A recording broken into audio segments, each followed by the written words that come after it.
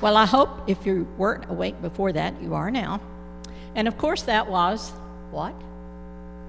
The doxology, as arranged by one of my favorite arrangers, Marquez.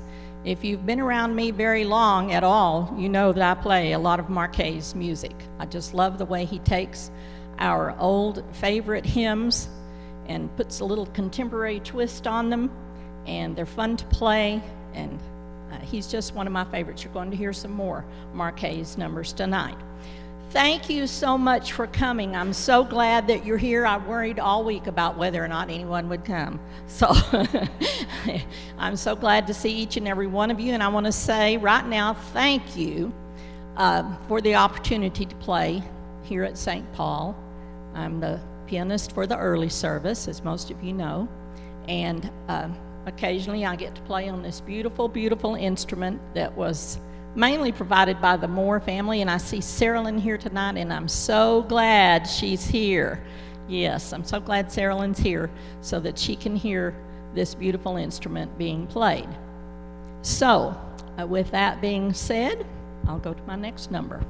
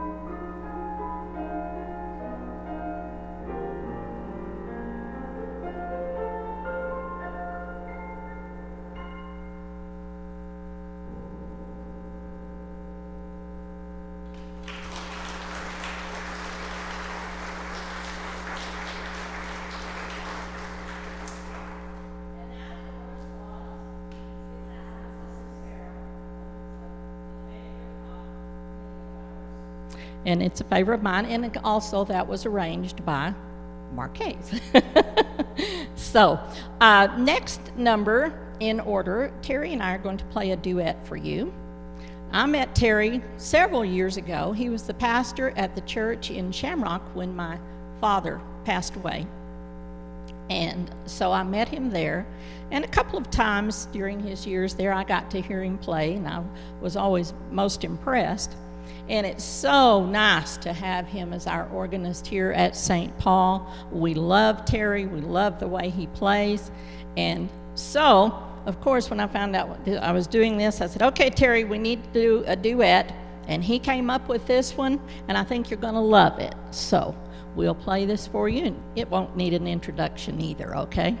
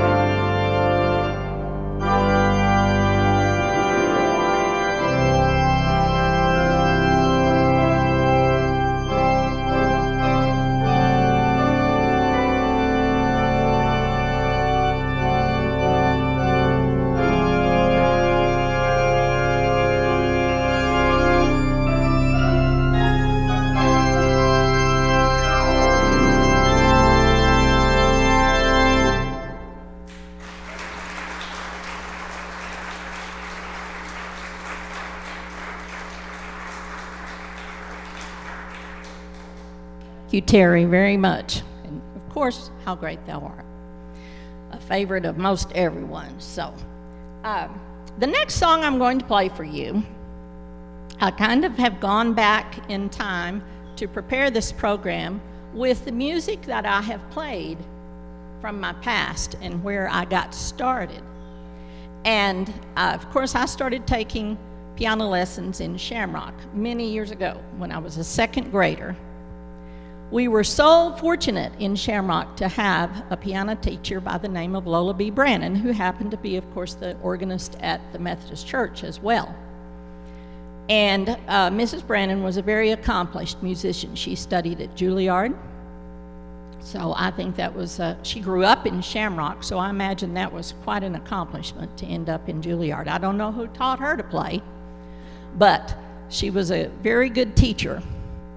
And one of the things that she required of several of us, she didn't require everyone, but we had to go to the National Piano Auditions every spring. And she always made us play a full program, which was 10 numbers by memory, all of the scales and the amen cadences, 4 octaves up and back on the scales. And so I always had to do some sort of sonata or sonatina or something like that every year. She would require us to play one of those. So I can thank Ms. Brannon for much of my technique and love of the piano, because she was very dedicated to all of her students and her music. So I'm going to play a little sonatina for you by Clementi, just in honor of Mrs. Brannon and also my mother, who was so insistent that Jean Ann and I learn how to play the piano. Now, she gave up on Kelly before she ever got started, so our brother, he never took piano. Janet, you took from Mrs. Brannon, didn't you? Sally, did you? No. Okay, Janet. She was Janet Kaufman. We grew up basically right across the street from each other in Shamrock, and so we have many ties. Sally and I graduated together, so we went to all of our school years together, and Sally's a week older than I am, so she was always the boss. So anyway, I'm going to play Sonatina.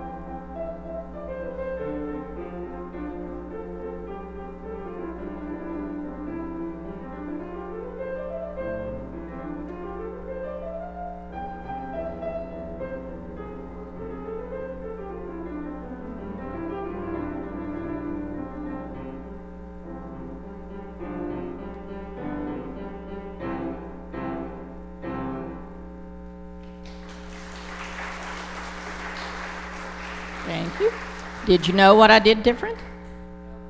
Absolutely no pedal. No pedal. Now, that was a hard lesson for me to learn when I was a kid. I always wanted everything with the pedal, and I always wanted to play it as fast as I could possibly play it. So Ms. Brandon and I went round and round on several things, and I'm sure probably something like this was one of them, because I would want to play it just as fast as I could. Fast was good to me. But I have learned through the years that there is some wisdom to what she was saying to me about slowing things down and playing with technique and those kinds of things. So, anyway, we will move on, and I'm going to play a couple of things for you. I'm going to play 2 songs right together, and then I'll talk about them when I get through, okay?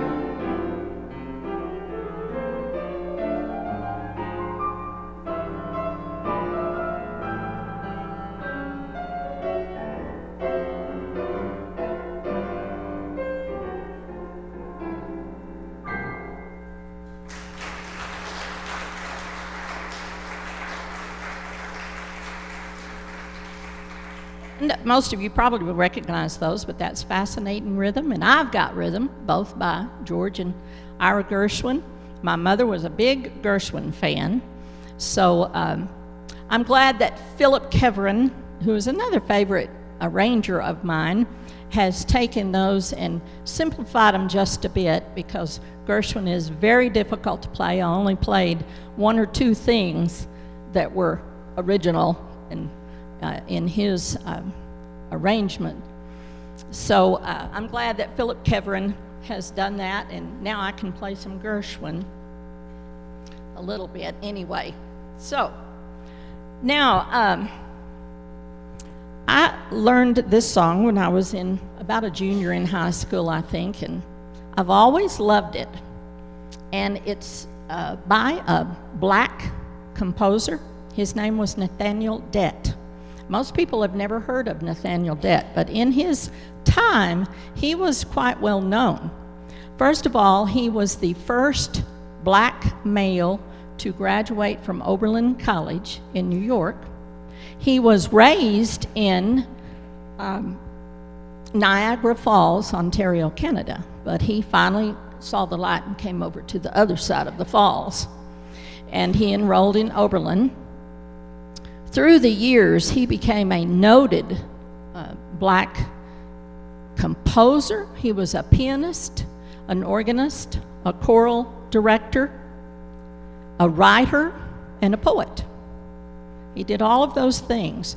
He, like I said, he graduated from Oberlin College, and then later on he was awarded this, Bowdoin, the prize from Harvard University for an essay that he wrote about African American music.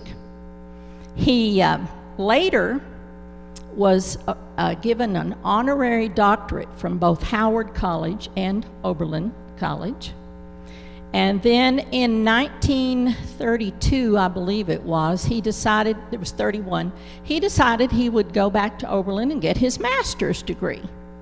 So he was forever learning about things, and he sort of had an experience that reminds me of what John Wesley experienced at Asbury. He was listening to a concert by Dvorak, and Dvorak was a Czechoslovakian composer, and he used the folk tunes and songs and things to write his music. And it was while listening to a quartet who was performing this piece that Dvorak had written. Nathaniel Dett had an experience that he said moved him very deeply. He said, I could hear my grandmother's frail voice come across to me singing the songs that she taught me as a child. So from that time on, Dett devoted his attention to preserving the African American music, particularly the music that the slaves would sing at night. They would gather round, and of course that was their source of entertainment. And they usually had one musician, it was usually a fiddler, and they would put him up on a table or a pedestal, and then they would all dance around and sing these different songs. And he said many times they would stomp their foot and then clap very staccato to other beats. You can hear that in this piece entitled Juba, which was part of a suite that Nathaniel Dett wrote called In the River Bottoms. And it was about the black slave music. Now, he died in 1943, so he really didn't have a whole lot of time after this intense feeling came over him that he needed to help preserve the music. But he is still much revered in certain places, certainly Oberlin College. There is a Nathaniel Dett chorale who performs regularly his music. I've listened to some other things that he wrote as choral music, and they're absolutely beautiful and quite moving. But Juba is fun. They're dancing. You can tell they're dancing. And he admonished everyone who plays this, do not play it too fast. It's not fast. So I have to really rein myself in when I play Juba. And I can remember Mrs. Brannon telling me I needed to slow it down. And I just thought that was, just not necessary. This was a dance, and so it needed to be fast. But I'm convinced now that, you don't play Juba with a great amount of speed. But I hope you enjoy it as much as I enjoy playing it.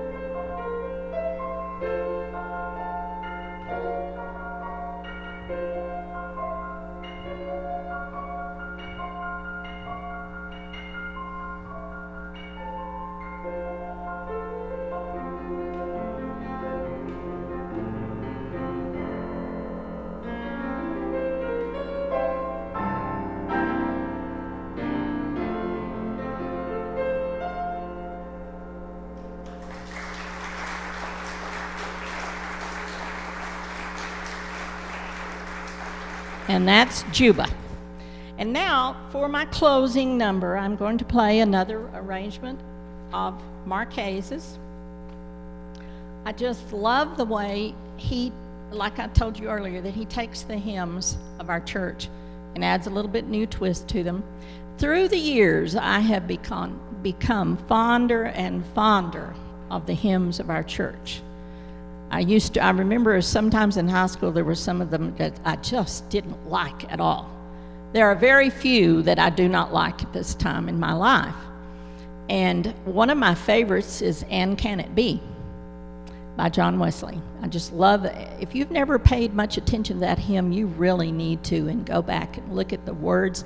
And I finally heard someone play an arrangement of And Can It Be. I bought a CD at an estate sale, and lo and behold, it has And Can It Be on that. And I'm going to try to find that because I want to play it.